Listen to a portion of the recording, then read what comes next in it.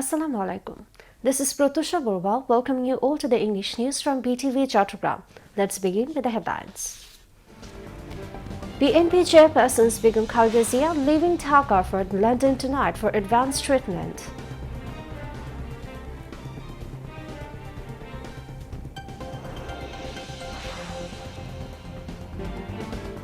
"100 persons injured during July revolution to be employed in different units of police force," says Home Advisor.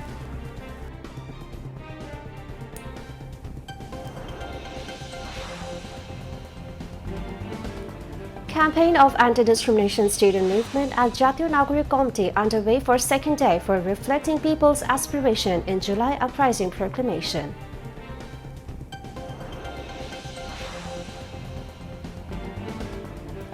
Total of 90 Bangladeshi sailors and fishermen detained in India for weeks return home.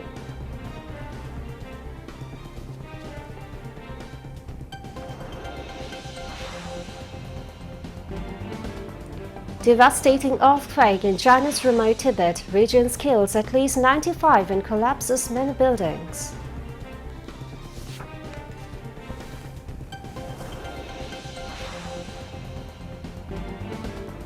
And Dhaka capital suffers 7-wicket defeat against tabletopist Rangpur Riders in BPL at Sylhet International Cricket Stadium.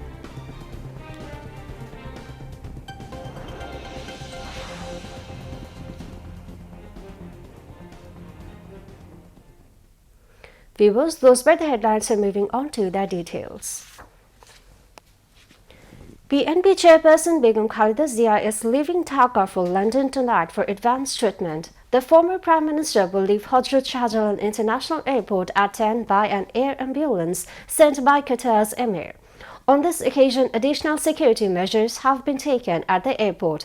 Khaleda's personal physician Dr. Zahid Hussain said the BNP Chairperson will land at Heathrow Airport in London via a stopover in Doha of Qatar. She will be admitted to a specialized London clinic in the UK. Begum Khaleda has been suffering from various diseases. The Awami League government led by Sheikh Hasina didn't allow Khaleda to go abroad for better treatment despite repeated appeals from her family and the BNP. All barriers were disappearances after Sheikh Hasina fled the country on August 5 last year due to a mass uprising by students and the mass people. In London, Begum Khaleda is expected to meet her son Tariq Rahman, also the acting chairman of the BNP. Home Advisor Lieutenant General retired Mohammad Jahangir Alam Chaudhry said 100 persons injured during the July revolution will be employed in different units of police force. He said this after visiting the special branch and the CID offices in the capital's Malibagh today.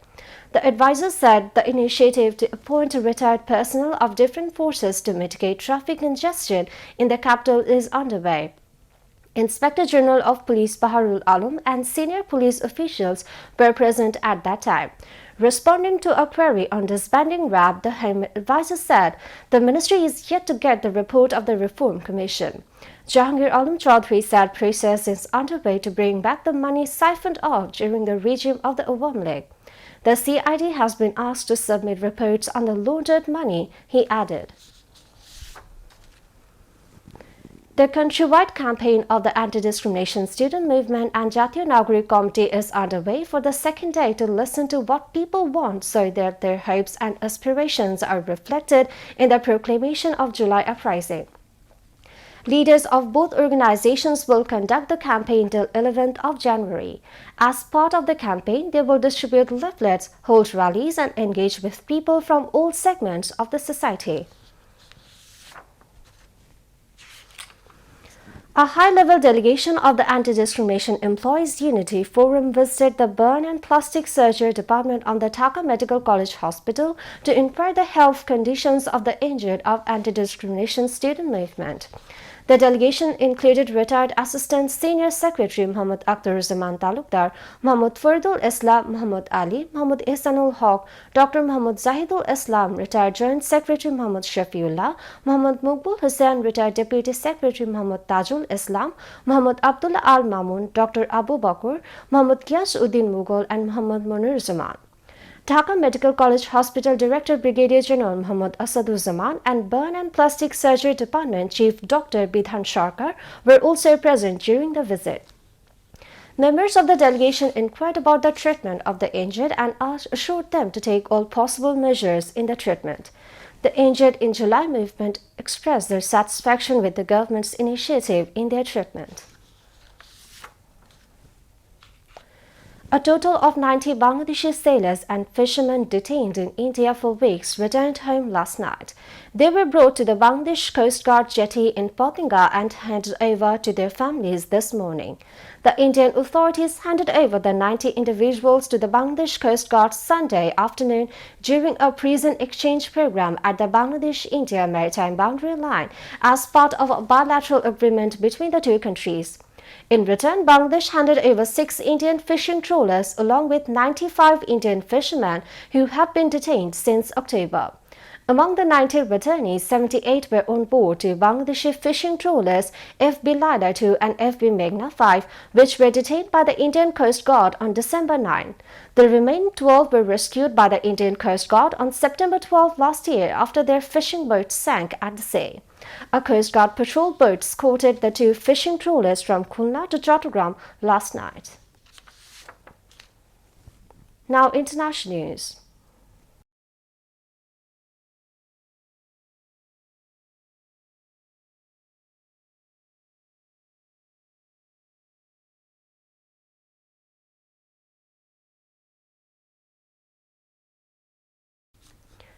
A devastating earthquake in China's remote Tibet region killed at least 95 people and collapsed many buildings yesterday, with tremors also fled in neighboring Nepal's capital Kathmandu and parts of India and as well as in Bangladesh.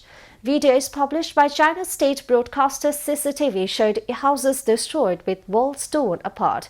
Rescue workers waded through rubble strewn across the ruins in aftermath of the earthquake. Footage showed while some gave locals thick blankets to keep warm. Surveillance images published by CCTV showed people running through a store's aisles as shelves shook violently, sending objects like toys tumbling to the ground. The powerful quake struck Dingri County with a magnitude of 6.8 near the border with Nepal at 9:05 a.m., while the U.S. Geological Survey reported the tremor as magnitude 7.1. China's President Xi Jinping emphasized the full-scale search and rescue efforts, minimizing casualties to the greatest extent possible, properly restoring affected residents and ensuring their safety and warmth through the winter. Chinese news agency Xinhua said local authorities are reaching out to various townships in the county to assess the impact of the quake. Canadian Prime Minister Justin Trudeau announced that he will step down as leader of the ruling Liberal Party after 9 years in office but will stay on in his post until the party chooses a replacement. Trudeau, under heavy pressure from the Liberal legislators to quit amid polls showing the party will be crushed at the next election, said at a news conference that Parliament would be suspended until 24 March. That means Trudeau will still be Prime Minister on 20 January when U.S. President-elect Donald Trump takes office. Trump has threatened to impose tariffs that would cripple Canada's economy. He said the country deserves a real choice in the next election, and it has become clear to him that if he is having to fight internal battles, he cannot be the best option in that election. Trudeau took office in November 2015 and won re-election twice, becoming one of Canada's longest-serving prime ministers.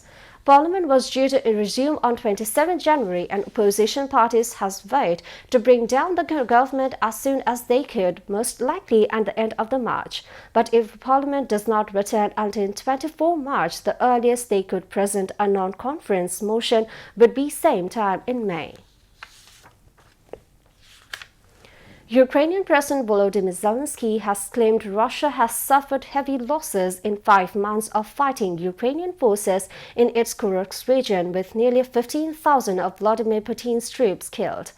Zelensky said this in his video address. Ukraine launched its surprise incursion inside Russia's Kursk in August last year. Over the weekend, Ukrainian soldiers renewed their offensive inside Kursk in a bid to gain as much territory as possible.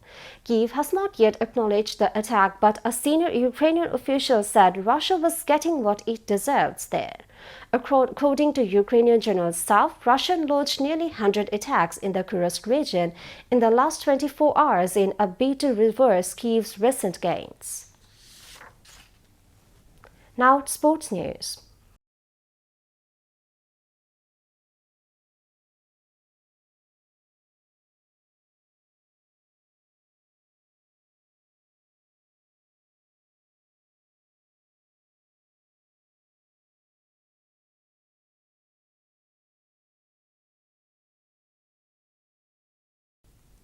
Cricket.